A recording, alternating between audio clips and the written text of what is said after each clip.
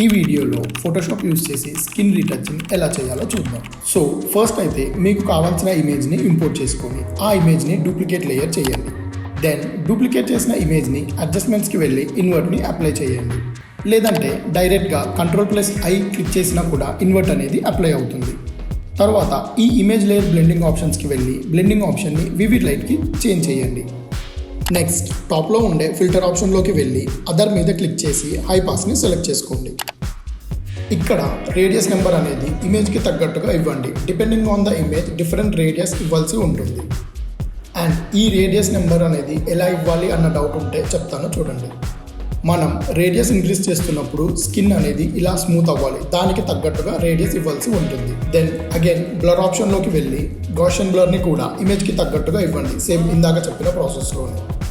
ఇదంతా అయిపోయాక ఇమేజ్ని మాస్కింగ్ చేసి బ్రష్ యూస్ చేసి ఎఫెక్ట్ని ప్రాపర్గా అప్లై చేసుకోవచ్చు. ఫర్దర్ లేయర్ని సెలెక్ట్ చేసుకొని ఆల్ట్ పట్టుకొని యాడ్ లేయర్ మాస్క్ మీద క్లిక్ చేస్తే ఇలా ఒక మాస్కింగ్ అనేది వస్తుంది. మాస్కింగ్ కలర్ బ్లాక్ కలర్లో వచ్చింది కాబట్టి బ్రష్ యూస్ చేస్తున్నప్పుడు కలర్ అనేది వైట్లో ఉండేలా చూసుకోవాలి. Now start masking with the help of brush.